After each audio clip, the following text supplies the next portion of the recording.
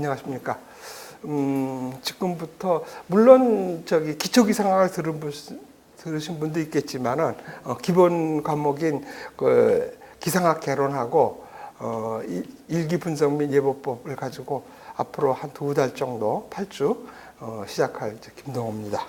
그래서 우선 이번 강의는 좀 그전하고 달리 좀 시작하기 전에 좀 잔소리 좀 조금 하고 좀 넘어가야 할 것 같아서 조금 시간을 좀 할애하겠습니다. 어떻게 보면 귀한 시간이지만. 그래서 지금 그 보충계주로 나왔던 그 기상청 우수 인력 수급 방법의 변천이라는 거 좀 한번 꺼내서 한번 봐주시기 바라요. 왜 그러냐면은 지금 조금 문제가 생겼어요. 작년에 8명 뽑았죠. 그 전에 15명 뽑고. 그래서 자꾸 이렇게 줄어들어가지고 안 뽑는 거 아니냐, 뭐 이런 그 얘기를 하고 있는데 우선 그거 아니라는 거를 표로 증명한 거예요. 그래서 요거는 기상연감에 나와가지고 1999년서부터 2018년까지 모집한 기상청에서 뽑았던 인원들 하는 건데, 처음 보시는 분들은 좀 보기가 적으니까 설명을 좀 여간 해줄 건 하고 그렇게 시작하겠어요. 그래서, 일단, 우리나라에는 우선 기상학과가 대기과학과 우선 몇 개 안 돼요. 지금, 서울대하고 연대하고를 포함해서 전국에 7개 대학이 있어요. 그리고, 대학원 과정에서 이렇게 하는 데가 이 조선대학하고 부산 김해 인제대학하고 해서 그게 다예요. 그래서 다른 학문에 비해서 굉장히 수가 적고 그래서 수급이 좀 어려워요. 그래서 어떤 식으로 되나를 한번 보시면은 역시 마찬가지예요. 우리나라의 기상이 처음 관측이 시작한 현대적인 그러니까 기상청이 생긴 거라고 보면 되죠. 그게 1905년도에요. 100년이 조금 넘었죠. 그래가지고 기상청 직원들이 거기서 관측하고 뭐 그랬는데 물론 그때는 그 일본 사람들의 그 도움이 많이 있었고 그러면서 또 일제 강점기를 거치고 하면서 그 해방되면서 이제 우리가 이렇게 1945년, 48년 이때서부터 이렇게 시작했는데 그때도 지금이라고 똑같이 이 기상을 전공한 사람이 없었을 때예요. 그리고 지금 일본하고 우리만 대충 주요 나라들 이렇게 보면은 학부에서 이렇게 기상을 가리키지 대부분의 나라가 미국을 비롯해서 이 학부에서는 기상학이 없어요. 대학원 과정에서 그러니까 물리 수학 한 사람들이 이제 대학원 과정에서 이렇게 뭐라 그러나 취미가 맞고 뭐 그러면 그때 전공을 기상을 이렇게 하는 거예요. 그래서 여하간 기상 전공자들이 없어요. 그래서 어떤 식으로 기상청에서 인원을 수급을 해왔냐면은 그 당시에도 전공자가 없었으니까. 그래서 그거는 이제 일본 사람들이 하는 방식을 그대로 아마 우리도 답습했겠죠. 그래서 주로 어떻게 했냐면은 이 고등학교 이렇게 졸업한 사람들을 간단한 시험을 봐가지고 한 30명에서 한 50명 정도를 뽑아요. 그래서 이 사람들을 그걸 뭐라 그래 실습생이라 그러나 그 사람들을 해서 기상을 매일 가르쳐요 기상청에서. 그래가지고 그거를 반년 정도 가르치고 어떤 애는 뭐 1년 가까이 가르치기도 했었다고 그러더라고요. 그래서 약 한 6개월 정도를 가르칩니다. 그래가지고 그 사람들이 수료를 하면 수료한 사람들을 놓고서는 공채를 시험을 보는 거예요. 그러면 한 두세 명 떨어지고 해가지고 보통 그렇게 해서 들어오는 것이 그걸 공채라고 해가지고 여기서 보시면은 표를 보시면은 이 공채하고 특채하고 이렇게 갈라져 있죠. 그래서 1999년대하고 주로 이때가 없어져서 그렇구나. 그렇게 해서 뽑는 사람들이 공채예요. 그래서 그런 그렇게 해서 뽑는 사람들이 한 30명에서 40명으로 쭉 차지하고 있었고, 그렇게 해서 이게 발전을 해가지고 일본도 마찬가지예요. 그 기상기술원 양성소라 그러거든요. 그래서 일본에서는 그 양성소가 발달을 해가지고 기상대학이 돼가지고 일본에서는 그 기상대학하고 동경대학 기상학과하고 해서 그 두 과가 일본 기상청을 이렇게 이끄는 주류가 된 거예요. 그리고 근데 이제 우리나라에서는 그 양성소를 이렇게 쭉 폐지하다가 1968년인가 그때 58년 이때가 서울대학에서 기상학과가 생기고 그로부터 10년 뒤에 68년인가 60년 요때에 연대에서 생겼어요. 그래서 이 사람들을 중심으로 해가지고 기상청에서는 그러니까 9급은 그 양성소 출신들에서 이렇게 뽑고 그 사람들이 1년에 한 개씩 해가지고 그 기수별로 해가지고 25기인가 뭐 그때까지 좀 배출이 됐어요. 그래가지고 그 사람들이 기상청을 이루는 주류고 그 다음에 좀 중간 간부로서 그 이 전공한 사람들을 그 7급으로 뽑았어요. 근데 그게 많지는 않아가지고 뭐 두세 명 뽑을 때 있고 많으면 한 10명 정도서 뽑고 하면서 쭉 병행을 하다가 여기서 이 그림을 보시면 아마 그때 그래서 1990년 요때 안 뽑은 때가 그때구나. 그때 이거를 폐지를 하고서는 이 특채로 주로 이렇게 뽑았어요. 일반 공채를 안 하고 특채로 주로 이렇게 뽑다가 2000 몇 년인가 그때는 완전히 이 기상청에서 가리키는 거 없이 그냥 뽑은 거예요. 그래서 하고 2010년 여기서 보시면은 2010년으로 이렇게 가서 보시면은 빨간색으로 이렇게 표시한 거 공채 여기서부터 이 기상 학력 빼고 그다음에 전공도 불문하고서는 그냥 9급으로 뽑은 거예요. 그러면서 학력도 나이 불문, 학력 불문 해가지고 공채로 다 뽑고 그러고서는 저기서는 안 뽑는 거예요. 그 양성소를 모집을 안 했다는 소리예요. 그리고 계속 그냥 석박사 이거 특채는 꽤 있어 왔어요. 그래서 1910년도를 이렇게 한번 보세요. 그러면은 그렇게 해서 공채로 고급으로 뽑은 사람이 30명이고 그 특채로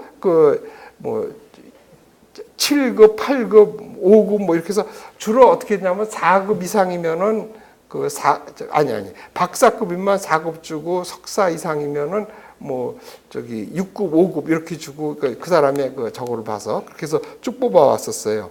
그래서 이때부터 양성소를 폐지하고 쭉 뽑아온 것이 30명, 40명 요 정도로 쭉 뽑아온 거예요. 그래서 지금까지 유지되고 있는데 그 문제는 왜 갑자기 2007년도에 2017년도를 한번 보세요. 공채에서 앞에 분에 15라고 쓴 것은 9급이고 그 뒤에 7자 7명 뽑은 것은 그거는 7급이에요. 그래서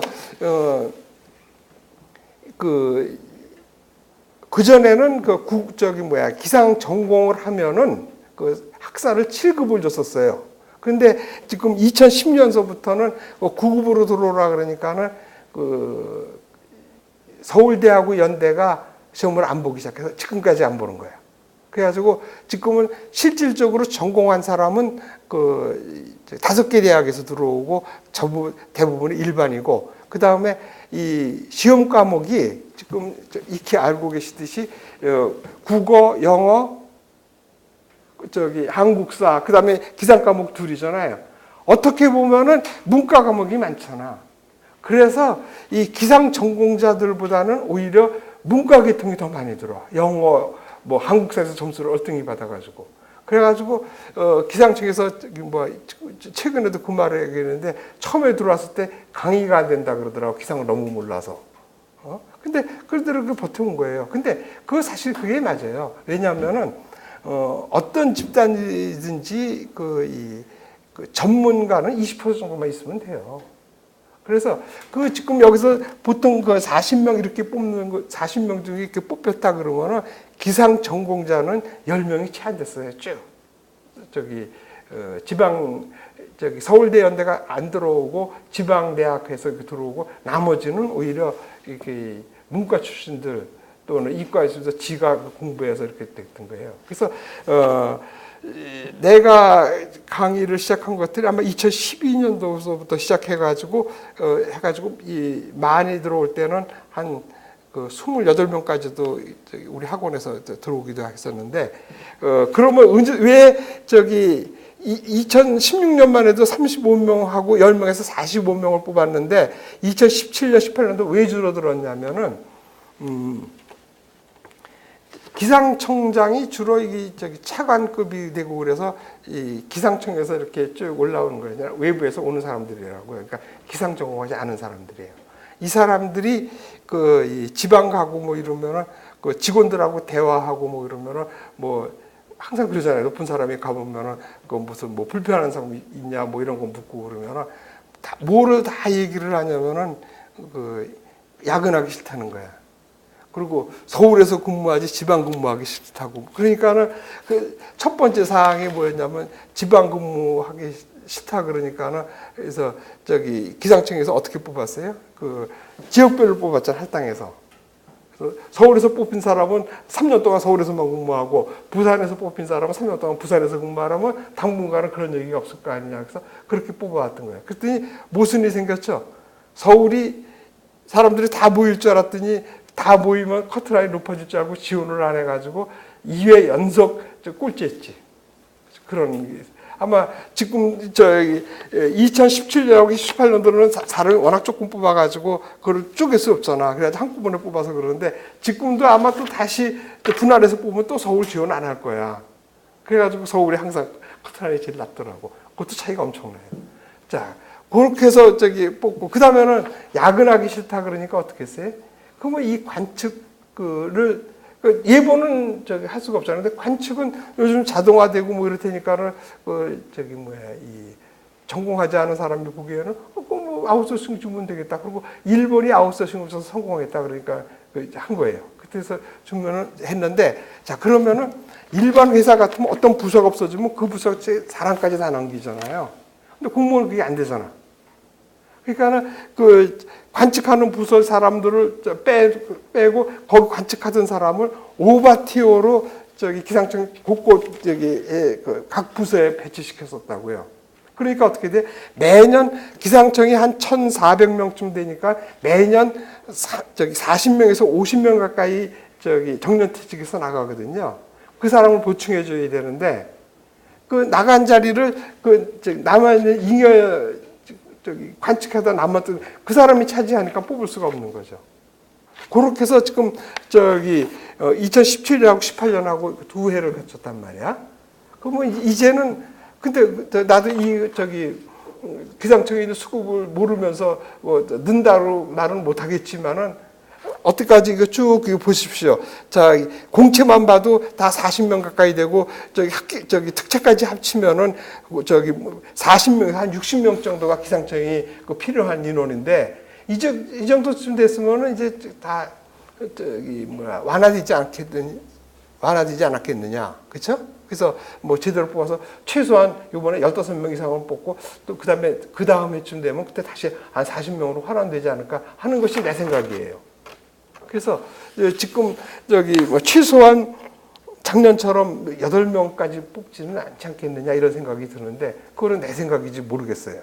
자, 그러다 보니까는 지금 2017하고 18년도 이렇게 조금 뽑다 보니까는 그동안 공부하던 사람들이 안 되겠다고 포기하고 가고 그다음에 사람이 적게 뽑고 또 이 문제가 어려워졌다 그랬죠. 문제가 어려워진 이유는 뭐냐면은 여기서 지금 2010년서부터 이 공채를 해서 이렇게 뽑다 보니까는 이 문제가 그동안에 일반 기상학이라 그러면 각 분야를 다 쑤셔본 거야. 그래서 더 이상 새로운 문제 나올 게 없으니까 어려워지는 거야. 그런 것도 있고, 그 다음에는 이 사람을 조금 뽑다 보니까 어떻게 변별력 있게 하려고 좀 어렵게 낸 것도 있을 거야. 그래가지고 지금 커트라인이 65점이 안 된다고요. 그러다 보니까 그동안 공부했던 사람이 어렵고 시간 걸리니까 다 포기하고 지금 공부하는 사람이 몇 사람이 안 돼. 내가 보기에는 지금 제대로 공부한 사람은 30명도 안 될 것 같아요. 보통 시험 보러 오면 100명에서 200명 오는데 그거 전부 허수거든요.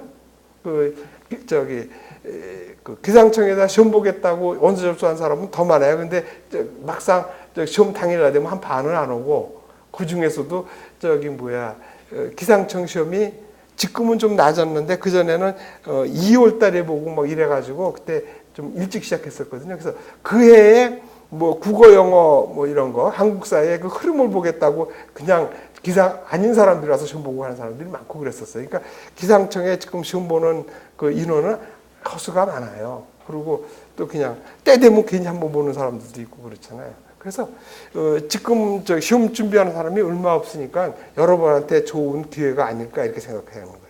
그러면 뭐 네가 그럼 뭘 보고서 사람을 죽었다고 그러냐고. 지금 저기 전국에서 지금 이거 하는 건 나밖에 없잖아요. 내 수강생이 줄으면은 줄은 거 뻔하죠 뭐. 수강생이 지금 3분의 1도 아니에요. 지금 더 줄었어요. 지금 저기 계속 공부하는 사람 30명도 안 되는 것 같아. 그러면 지 따로 공부하는 사람 집어넣고.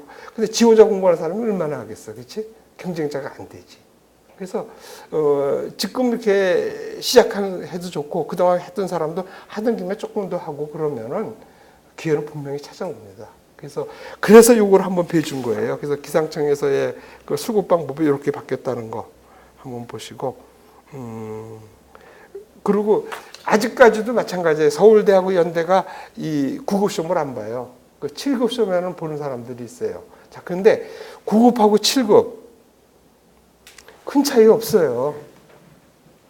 그 저기 7급 문제가 굉장히 어렵게 나오거든요. 그래서 내가 보기에는 이 실력 차로 갈리는 것이 아니라 이런 소리 하면서 좀 이것도 그래. 공식적상에서 이 아는 문제가 모르는 문제가 나왔을 때 찍어서 맞힌 사람하고 안 맞춘 사람이 변별력인 것 같아. 굉장히 어렵게 나와. 그러니까 그 20문제, 역학 문제 20문제 중에서 10문제 정도는 여러분들이 손을 써볼 수 있는 문제야. 그럼 거기서 갖고 저기 문제를 맞춰야 되는데 그 외의 문제는 진짜 그 역학책 구석에서 나오고 그래서 모르거든. 그거를 찍어서 맞췄냐 안 맞췄냐가 오히려 더 클 수도 있다는 소리야. 자, 그러면은 자, 여러분들이 지금 저기 9급을 준비하는데 7급도 같이 준비하라는 거야. 시험 보는 김에 조금 더 하면 되고 또 기상청 시험 보는데 큰 돈 들지도 않잖아. 그리고 7급하고 9급하고 차이가 여기서 뭐 쉬워서 이렇게 뭐 9급, 7급 그러는데 굉장한 차이예요. 들어가서 보세요. 7급하고 9급. 7급은 하나님이에요. 가서 9급이 보시면은. 그러면은 9급으로 들어가서 8급이 되는데 2년 정도 걸리는데 이거는 누구나 다 됩니다. 한 2년 지나면은 진짜 누구나 다 저기 8급 돼요. 맞아. 8급 돼요. 근데 7급 되는 거 이거 만만치가 않아요.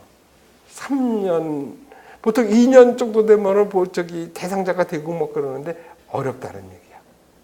그래서 그러면 쉽게 해가지고 그러면은 뭐 3년 만에 됐다고 칩시다. 그러면은 9급에서 7급 되는데 5년 걸리죠. 자, 근데 여기서 여러분이 9급이 됐다고 하면은 그 좀 야근하기 싫다고 이렇게 하고 그러지만은 오히려 나는 야근 같은 거 하면서 계속 공부하고 티내지 않고 공부할 수 있잖아. 아니면은 여기 나올 수 없으면은 인강 듣고 그래가지고 그렇게 해서 5년에 걸렸다고 쳐서 됐다고 쳐. 가만히 있어도 될 걸 뭐 어렵게 해서 저기 시험 봐서 7급 때 이런 소리 하지 마시라는 얘기야. 같은 7급이라도 얘기가 달라요. 왜냐, 그게 뭐가 다르냐면은 우리나라는 어때요? 지금 뭐 이렇게 저기 뭐 학연 지원들이 없다고 해도 할 수 없잖아요. 있잖아요. 아주 쉽게 얘기할게요. 군대에 갔다 오신 분이나 많은 얘기 들었을 거야. 사병 출신, 하사관 출신, 장교 출신 완전히 다르죠? 급이. 그거란 얘기야. 내가 9급으로 들어가가지고 저기 7급 시험을 합격해서 되면 나는 7급 동기, 내 동기는 7급 동기야. 옛날 9급 동기는 잊어주는 거라고요. 달라진다는 소리야. 7급 하는 게 낫다는 소리야. 그러니까 막말로 내가 보면은 5년 아니야 6년 만에 돼도 그게 낫다는 소리야.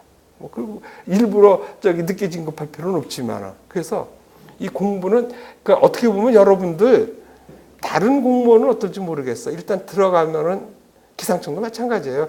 저기 일하는 사람 요것도 아까 전공자가 20%라 그랬죠. 마찬가지예요.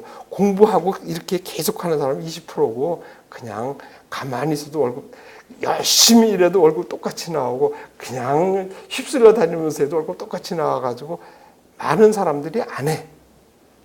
그냥 가서 그냥 저기 저녁에 있는 삶이 좋고 뭐 이래가지고 쭉 해도 뭐 그래도 뭐 기상청 아마 4분간까지는 진급해가지고 뭐 연금 받고 사는데 지장 없을 거예요.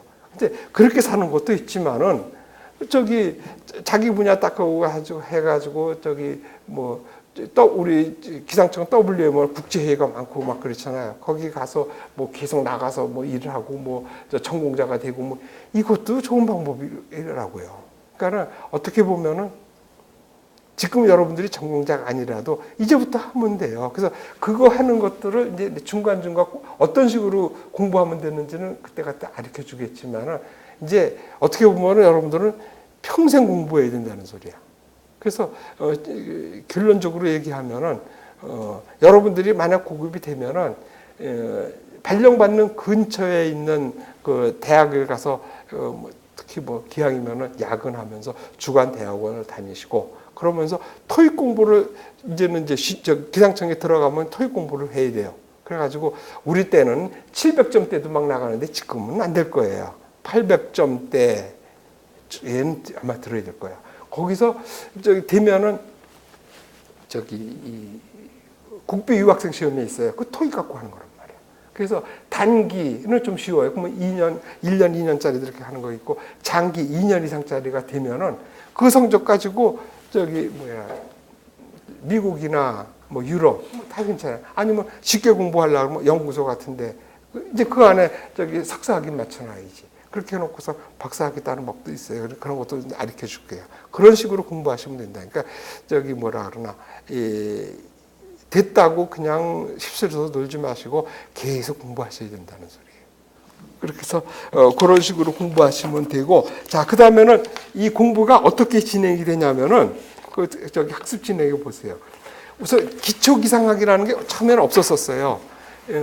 이 기초기상학을 만든 이유는 뭐냐면은 내가 여기서 이렇게 가리키다 보면은 아무래도 이 저기 대학이나 이런 데서 하고 소통을 얘기들을 안 하시더라고. 그러니까 내가 이 기상청에 있고 그랬을 때 그 지방 대학에서 주로 많이 저기 강의를 했었는데 그 사람들은 다 그게 전공자였었어요. 그러니까 내가 얘기를 하면 다 알아듣고 해서 다 알아듣는 줄 알았었어. 근데 막상 내가 여기 와서 가르치니까는 자, 알겠죠? 그러면 아무 소리 안 해. 난 그럼 알았는 줄 알았어. 그런데 어떤 사람이 나가면서 묻는데 아주 제일 심한 경우 이 안에 있을지도 혹시 몰라. 근데 다 듣고 있는 사람. 저기 뭐야 수식을 표시할 때 왜 압력을 P로 썼어요? 이런 사람이 있어. 문까지. 기본이 안 되는 사람이 많더라고. 그래서 이렇게 해서 하면 안 되겠다고 이거를 그래서 이게 지금 저기 3년째 지금 시작하는 거야. 처음에 몇 년을 그걸 모르고 지나갔었어. 그래서 이렇게 하면 안 되겠다. 기본을 해야 되겠다. 자, 그런데 우리 기상이 어떻게 보면 굉장히 쉬워요. 다른 여러분들이 하는 것보다 아마 굉장히 쉬울 거예요. 특히 저기 이 공대 출신들 많죠. 거기서 연력학 같은 거 굉장히 아마 우리 거 껌이라고 생각할 거예요. 왜 그러냐면은 이 우리 기상은 저기 종합학문이에요. 오케스트라. 그러니까 깊이가 있는 게 아니라 폭이 넓은 거야. 화학, 물리화학, 생물, 수학 다 해야지 돼. 그래서 어렵지가 않다고. 그래서 이 화학 같으면은 저기 내가 보면 고등학교 화학도 아닌 것 같아. 그 물상이라고 배우지 않나 요즘? 그거 저기 중3 때 거 정도의 화학 실력이면 되고, 그 다음에 물리는 좀 고1 정도에서 배웠던 저 물리는 고1, 고2 안 하고 그냥 한어를 가르치죠. 근데 그 초급으로 가르치는 이 정도만 하면 되는데 그걸 몰라서 저기 문제들 못 풀고 뭐 이렇게 개념들이 안 잡히고 있더라고요. 수학도 마찬가지예요. 여기 문과 출신 많죠. 그렇다고 해서 저기 문과라고 해서 그 저기 뭐야 미적 안 하지는 않죠. 그 저기 공통 수학 있죠. 요즘 공통 수학이라 그러나? 그 저기 문과 이과 다 배우는 거. 거기에 기본 미적만 배워도 돼요. 그래서 그거를 정리한 것이 기초기상학이에요. 그것만 가지면은 우리가 지금 앞으로 하는 그 미적 문제가 나오고 그러는 거 다 된다는 소리예요. 그래서 이거 모르겠으면 다시 가서 저기 기초기상학 다시 한번 들어보든지 책을 찾아보시면서 하면 돼요. 어렵지가 않아요. 그래서 그런 거를 쉽다는 거는 이제 기초기상학 시간에 다시 한번 해줬으니까 그때 하시고 그 저기 뭐 특히 뭐 고등학교 때 물리 했거나 이과 출신은 안 해도 될 거예요. 그러면 바로 그냥 저 일반 기상학 지금 하면 돼요. 그래서 지금 기초기상학을 그래서 8주 정도로 해가지고 우리가 지금 배운 거고 간간히 모르겠으면 하시라는 얘기예요. 그리고 이제 그 다음으로 가는 것이 지금 이 과목이 기본 이론 과목이거든요. 그래서 과목은 저기 기상청에서 시험 보는 그 기상학 개론하고 일기 분석 예보법이에요. 그래서 이거를 각 8주씩 할 거예요. 그러고 나서는 요것도 작년서부터 생각했는데 이렇게 해서 저 팀원은 이게 저기 다 듣는 줄 알았더니 이것도 아니더라고요. 그래가지고 요거를 저기 이 4주를 묶어가지고 핵심으로 그래가지고 다시 하나 만들었어요. 자, 그러면 기초기상학에서 했죠. 기본했죠. 핵심에서 또 할 거라는 얘기야. 그래가지고 이론을 그렇게 해가지고 다 맞히는 거예요. 그렇게 맞히면은 그다음부터는 문제풀이가 들어가는데 이 강육주가 아니다. 이거 잘못됐다. 문제풀이는 어떻게 돼 있냐면은 이 단원별로 다 정리가 돼 있어요. 우리가 배운 거. 그래가지고 그냥 순서대로 풀어보자는 뜻이야. 그래가지고 그걸 4주 정도를 해요. 각 단원별로 나와가지고 어때까지 나왔던 문제, 그 단원에서 이 문제는 핵심 문제라서 꼭 풀어봐야 된다는 문제를 4주 동안에 풀어요. 그거는 4주는 일반 기상학도 있고 예보법도 있어요. 그렇게 하고 그 다음에는 기출 문제인데 이게 자꾸 늘어나죠. 처음 2010년서부터 작년에 한 것까지를 앞에 거는 좀 빨리 나가고 뒤에 거는 좀 해가지고 이걸 다 할 거예요. 그렇게 해가지고 기출 문제를 또 4주 동안에 풀 거예요. 일반 기상학 4주, 예보법 4주. 그 다음에는 모의 문제가 있어요. 모의 문제는 초창기 때는 만들었다가 우리가 조금 이따 얘기하겠지만 모의고사를 여기서 봐요. 11월 달서부터 1년에 5번을 봅니다. 그러면 매년 5개씩 추가되는 거야. 그래서 모의 문제가 지금 굉장히 많아졌어요. 그래서 그 모의 문제가 어떻게 보면 굉장히 중요해요. 그 모의 문제는 뭐 내가 그 모의 문제를 창조해서 낸 것보다는 한 30년 동안 쭉 되어왔던 기상 기사. 그다음에 최근 벌써 감정 기사가 벌써 한 6, 7년 됐나? 감정 기사에 나왔던 문제. 그다음에 기상청에서 나왔던 문제를 조금 이렇게 변형을 해가지고 앞으로 이런 거를 물어보지 않겠느냐. 이렇게 해가지고 그 모의 문제를 됐거든요. 그래서 이거 모의 문제 푸는 게 굉장히 중요할 것 같아요. 그래서 이거를 또 각 4주 풀어보고 그러고 나서 마치면은 1주 동안에, 그러니까 4시간 동안에 어때까지 거를 종합해서 이거는 뭐냐면은 일종의 컨닝 페이퍼 같은 거야. 그러니까 마지막 시험 볼 때, 그거는 이제 내가 이거 준 거지만은 여러분들이 공부를 쭉 해, 그 얘기를 안 했네. 여러분들 이제부터 그걸로 준비하세요. 노트를 이렇게 만들어가지고 내가 모르거나, 이거는 중요하다고 생각했던 걸 이렇게 적어 놓는 거예요. 그래서 알면은 빼고 뭐 이래가지고 그걸 마지막에 정리한 거 하고 내가 여기서 정리해주는 총정리 문제하고 딱 봐가지고 아는 거 다 빼가지고 기상청 시험 보러 들어갈 때 가지고 들어갈 거. 자, 그거는 뭐 A4 10장 그런 건 말도 안 되지. A4 한 장 앞뒤로 해가지고 시험 보기 직전에 볼 수 있는 거. 요거를 만들어 가려는 얘기야. 핵심 총정리. 그래서 그 기초 자료를 만들어 줘요. 그 중에서 아는 거 다 빼고 해가지고 본인이 그저 A4 용지 한 장 정도에서 볼 수 있고 해가지고 시험 볼 수 있는 거. 특히 뭐냐면은 공식 같은 거 이런 것들 안 되잖아요.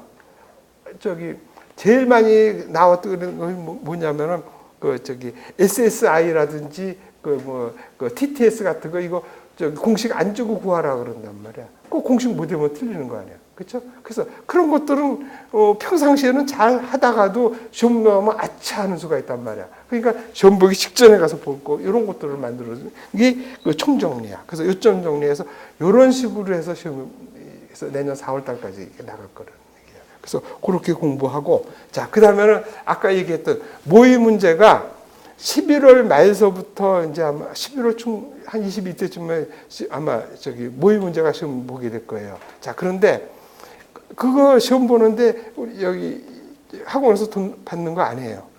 그 방법은 두 가지가 있어요.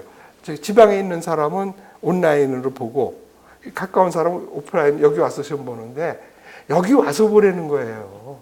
근데 사실 안 봐. 보면은 다 전부 저기 집에서 그냥 편안하게 보시는데 그거 잘못된 거예요. 사람이 가장 집중하고 신경 많이 쓸 때가 뭐예요? 시험 볼 때라고. 시험 볼 때가 공부해서 그때 한 게 안 잊어먹는 거예요. 그래서 시험은 이 자리에 와서 보시라는 얘기예요. 그리고 시험은 이런 얘기 앞으로도 계속 하겠지만 실력대로 시험 문제가 나온다? 아니라고. 물론 비례는 하겠지.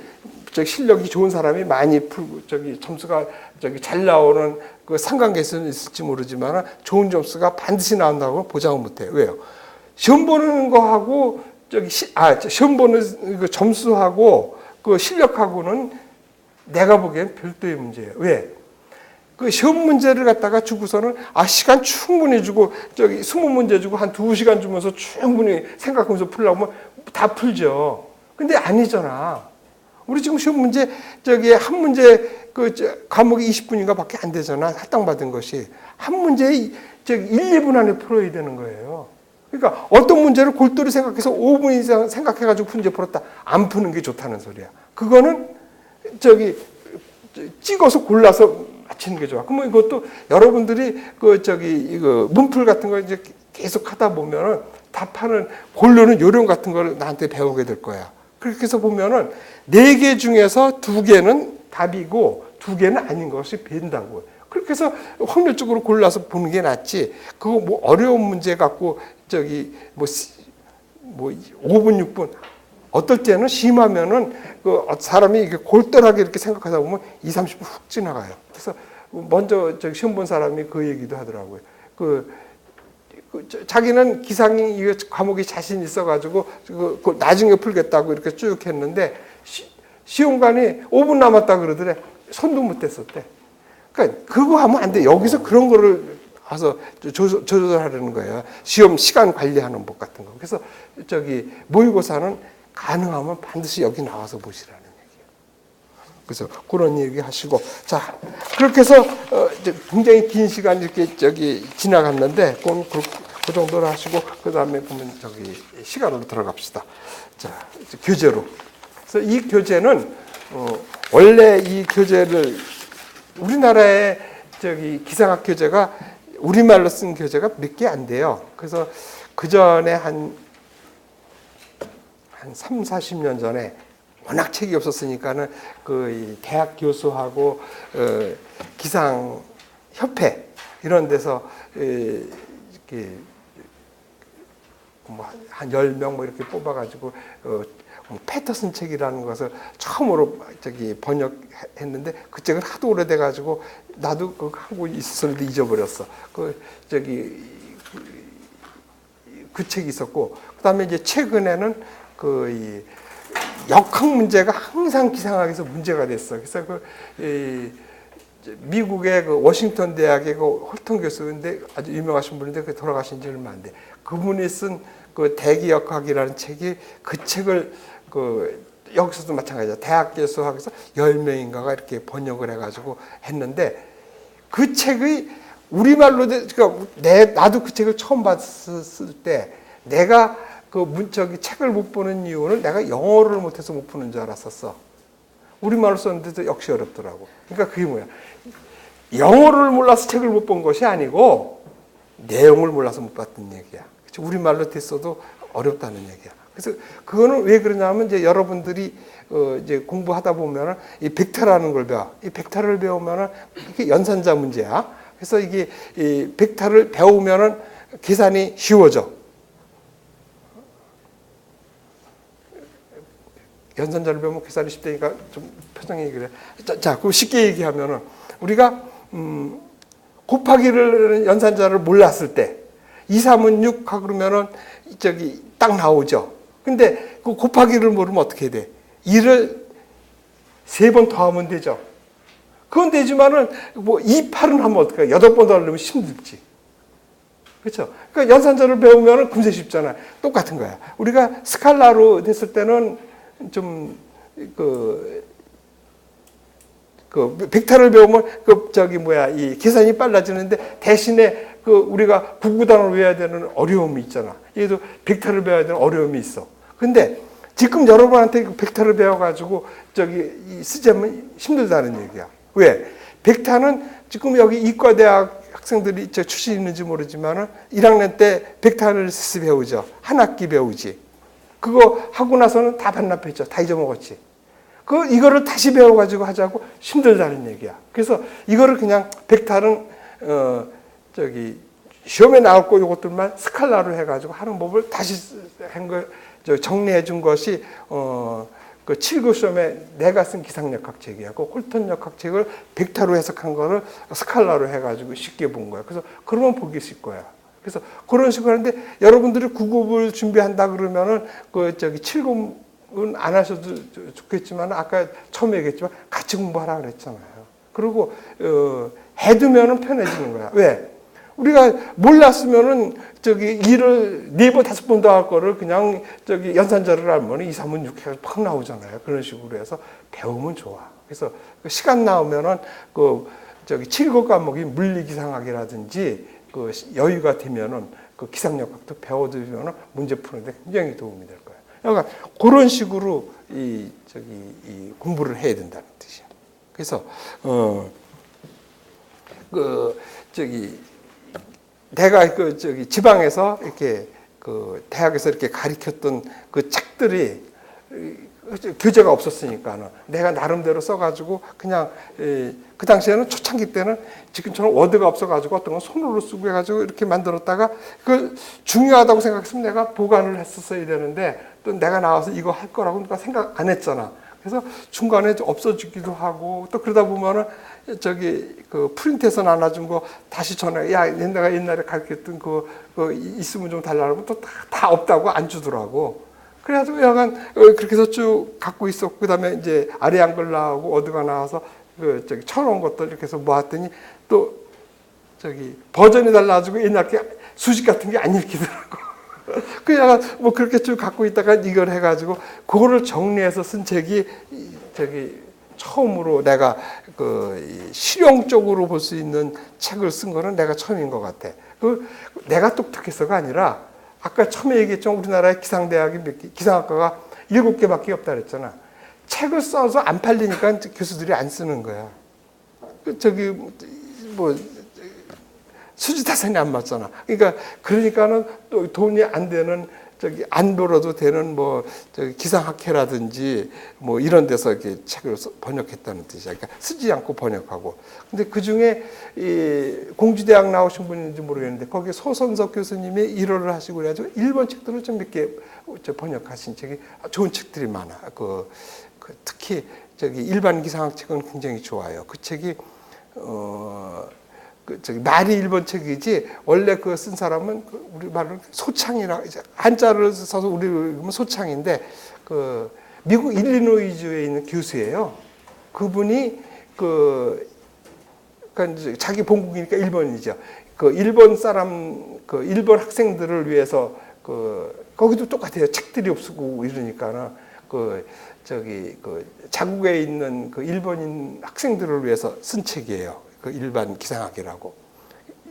근데 그 책이 굉장히 참 잘 써져 있고 잘 돼 있어요. 근데 그 책이 일본말을 아는 우리 기상학에서 기상청에서도 일본말을 아는 사람들은 일본 기상청 갈 때마다 그 책을 사가지고 와서 보고 지만 보고 이러다가 일본말 우리 세대는 일본말을 모르는데 우리 윗세대는 일본말을 잘했잖아. 그래서 그분들이 중간중간 번역해주고 이러셨었는데 그 책이 굉장히 참 좋은 책이에요. 근데 그 책을 공주대학에 있는 소선 선생님이 완간 번역해서 소창 교수한테 허락을 받아가지고 나온 책이 그 책이 엄청 좋아요. 그런데 문제는 그 책이 글자가 좀 잘고 일본말로 번역하다 보니까 한자가 많지. 그랬더니 학생들이 한자 많아서 못 보겠다고 안 보시더라고. 그래서 내가 그 중에서 많은 분들을 다시 해서 번역해서 이 안에 많이 집어넣은 거예요. 그러니까 그렇게 해서 만든 책이 지금 이 책이야. 그래서 처음에 이 책이 나와가지고는 워낙 교재가 없을 때니까 어떻게 보면 센세이션이야. 한 해 700권이 팔렸으니까. 그래가지고 지금도 그러니까 이 책이 그렇게 해가지고 2년마다 해가지고 좀 3판이 나왔는데 초판이 그 남색으로 이렇게 됐는데 지금도 뭐 기사 시험이라든지 뭐 이런 거 보면 그 물려받아가지고 그거 들고 오고 뭐 그런다 그러더라고. 그 뒤로는 사람들이 또 잘 안 사가지고 이제는 우리 학원에서만 쓰는 거야. 그래서 그렇게 해서 이 교재가 이렇게 된 거야. 그래서 그 된 교재를 한번 보세요. 그러니까 이 책이 그 동안에 한 2년마다 한 번씩 좀 바꾸고 좀 다음번에는 좀 더 좀 체계적으로 좀 바꿔야 될 것 같아요. 좀 사진 같은 것을 조금 더 넣어야 될 것 같고 그 다음에 그 동안에 이 뭐라 그러나 보는 관점들이 좀 달라진 것 같아. 그래서 그런 쪽으로 좀 다시 한번 다음번에는 쓰려고 그러거든요. 그래서 그런 것들은 지금처럼 이렇게 프린트물로 해서 줄 테니까 보시면 돼요. 자, 그래서 시간이 다 됐지만 그래도 그냥 지나가면 좀 작아잖아. 그래서 최소한 지구대기 중에서 처음 거 하나는 좀 배우자는 얘기야. 그래서 한번 봅시다. 자, 우선 아까 뭐 기상학 개론이라고 그러고 뭐 기상학 뭐 이렇게 얘기를 했었는데 지금 대학들을 보면은 뭐 환경대기과학과 또는 뭐 대기과학과 뭐 대기환경과 뭐 이렇게 하는 과도 있고 약간 기상이라는 과라고 이렇게 쓰는 데가 별로 없는 것 같아. 그래서 그건 왜 그러냐면은 원래 기상의 범위는 지구가 이렇게 있으면은 이 서페이스서부터 요 대기권까지 요 사이에서 벌어지는 것을 기상이라 그랬었어요. 그러니까는 한 13km 정도 되는 거죠. 대륙권. 그리고 요 지표서부터 그 밑에는 지질학이 담당하는 거고, 요 위에는 뭐 요즘은 우리 고층 기상학이라고 하지만 뭐 천문이나 뭐 이런 데서 이렇게 다루고 이랬던 거야. 그런데 여기서 여기 그러면 지구대기가 되겠죠. 지구대기 이쪽에 있는 거는 여기는 지구대기 문제라고. 근데 천문 같은 거 따지면 여기 태양이 있으면 이거 항성대기라 그러죠. 태양을 항성이라 그러잖아. 항성대기. 얘가 영역이 넓혀지고 여기 넓어지다 보니까 여기서 만나게. 그래서 이게 안 하던 것을 우리 기상학에서는 이걸 고층대기라 그래가지고 이 전리권 이런 것까지도 지금 공부하고 있다고. 그리고 이 기상도 범위가 넓어져가지고 이제 나중에 얘기하겠지만 우주기상까지도 우리가 해야 돼. 지금 예보가 나가고 있어. 우주기상이야. 그래서 이 범위가 넘어갔어. 그래서 이제 기상학이라 하지 않고 대기과학이라고 하는 이유가 거기 있어요. 이 범위가 넓어져서 그런 거야. 그래서 그러다 보니까는 이 기상학에서 다루는 고층대기하고 여기 이 항성대기하고 같아요. 그래서 이 천문에서 항성대기 하다가 기상으로 온 사람도 있고 막 그래요. 그 대표적인 교수가 경북 강릉대학의 권태영 교수 같은 사람이 천문하던 사람인데 기상을 돌고 그래요. 이렇게 학문에 이렇게 자꾸 이게 범위가 이렇게 넓어지고 뭐 그래요. 그래서 우리가 지금 다루는 게 어떻든 간에 우리 기상은 서페이스서부터 대륙권이라고 하지만 이게 넓어지고 있고 우리가 지금 공부하는 대상이 지구를 포함한 이 태양까지를 우리가 공부해야 된다는 뜻이에요. 그래서 우리 공부하는 범위가 여기라는 얘기야. 그래서 그러면 우리가 공부해야 되는 것은 지구하고 이 태양까지 알아야 되는데 왜 그러냐면은 우리가 지금 여기서 벌어지고 있는 모든 현상의 에너지원은 전부 태양이기 때문이에요. 그래서 그러면 이런 것들이 천문 문제 비슷하다 그러는데 그동안에 나온 문제 보면 어떻게 보면 천문 비슷한 문제가 가끔가다 한두 개씩 튀어나오고 있었다는 얘기야. 그래서 조금은 알아줘야 된다는 얘기야. 자, 그 다음에는 우리가 문제를 푸는데 다시 한번 나옵니다. 문제 하나 푸는데 1분 안에 풀어야 된다 그랬잖아요. 그러다 보니까 어떻게 우리가 웬만한 상수라든지 웬만한 이 수치 같은 거는 외워둬야지 편하다는 뜻이야. 그래서 특히 여기 외울 게 많아. 그래서 이런 것들은 알고 있어야 문제를 빨리 푸는 거야. 그래서 여기 보시면은 뭐 태양 우선 이런 것도 해서 우리가 지금 이 여기를 태양계라고 그러잖아요. 이 태양계 중에서 태양이 99%를 다 찾아오고 있다는 거 질량적으로 봤을 때. 그래서 이걸 태양계라고 그러고, 이 태양에서는 핵 융합 반응에 의해서 그 열이 발생해서 그 열을 갖다가 어떻게 하냐면 여기까지 전달되는 데는 전달되는 열 또는 에너지가 전달되는 방법은 세 가지가 있거든요. 그 중에서 뭐 전도, 대류, 복사 중에서 복사에서 오는 거예요. 그 방법에 대해서는 우리가 또 나중에 가서 또 배우기로 하고. 약간 이 지구에 태양에 있는 에너지가 어떤 방식으로든지 우리 지구에 도달해서 일이 벌어지고 있다는 얘기예요. 그래서 그걸 알아야 돼서 모든 이 지구상에 있는 생물체가는 태양 에너지에 의존해서 살고 있고, 과거도 그렇고 그런 것들이 축적된 에너지가 뭐 석탄이라든지 화석 연료 같은 것들이 다 그런 거예요.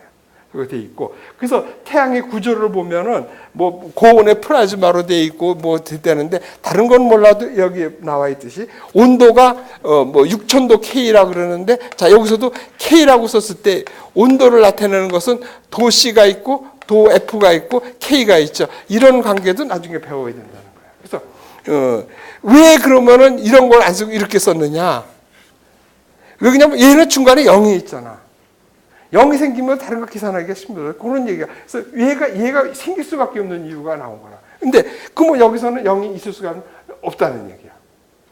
그러니까는 연력학 3법칙에서 나오잖아. 모든 물체 0도가 될 수 없다는 얘기가. 그래서 그 얘기도 이제 그 온도 배울 때 배우는 거야. 그거는 잊어먹지 않을 거라고. 그래서 수식 과학적에서 공부하고 그럴 때는 섭씨나 화씨를 안 쓰고 이 절대 온도로 써야 되는 이유가 있다고. 왜 그러냐면 중간에 0이 있기 때문에 안 된다는 얘기예요. 왜냐하면 무슨 수 곱하기 0은 없어지잖아. 그러면 안 되거든. 그래서 이 도 K를 쓰는데 K를 쓰는데 중요한 거는, 다른 거는 도 C, 도 F인데 얘는 K를 쓴다는 거. 사소하지만 이런 것도 기억해 둬야 돼. 그래서 한 6000도쯤 되고, 그 다음에 이 거리도 대충 외도라고 1억 5천만 킬로미터야. 그래서 그 정도도 외도해야 되는 게 좋아. 그래서 그 1억 5천만 킬로를 갖다가 천문거리라 그래가지고 1AU라고 한다고 하는 것도 그냥 상식적으로 알아두면 좋고. 그 다음에 내부 온도는 더 높은 그건 뭐 됐고. 그 다음에는 여기서 이 태양의 상대적으로 온도가 낮아서 검게 보이는 것을 흑점이라 그러죠. 그래서 근데 이 흑점하고 기후하고 이런 온도나 뭐 델린제 현상이라든지 연관이 있다는 거예요. 근데 이 주기가 한 11년쯤 된다는 거, 그런 거 아시면 되고. 자, 그 다음에 그 정도 태양은 그거하고, 자, 지구 문제 이거 한 말 하고 좀 쉬었다 합시다. 그 다음에 지구는 반경이 6,400km라는 거 아셔야 되고.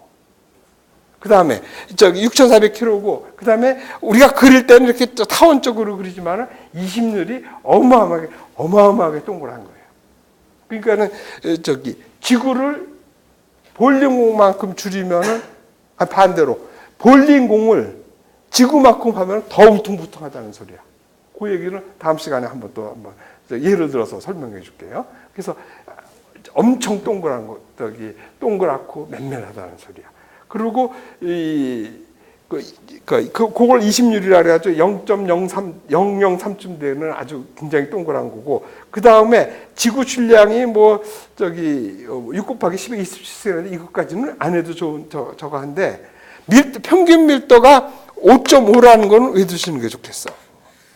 5.5인데 이 지표에 있는 우리가 지금 돌, 흙 이런 것들을 갖다가 하면은 한 3쯤 된다는 소리야.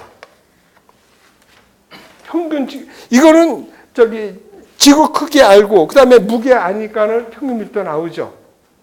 이거 20년 전에 계산했잖아. 그런데 이 근처에 있는 돌, 흙 이렇게 해서 평균을 내봤더니 3.0이야. 그건 무슨 소리야? 여기가 엄청 무겁다는 소리지. 그래서 이걸 갖다가 제일 무거운 것이 니켈하고 철이다 그래서 니페층이라 그러지. 그래서 그런 것 정도 아시고, 그 다음에 무지무지한 압력으로 이렇게 누르고 있으니까 여기가 용융 상태에서 여기는 액체일 거라는 거지. 무거운. 그래서 그거 정도만 하고 다음 시간에 천문 문제가 어떻게 의외로 몇 번 나온 적이 있단 말이야. 그래서 그건 다음 시간에 조금 쉬었다가.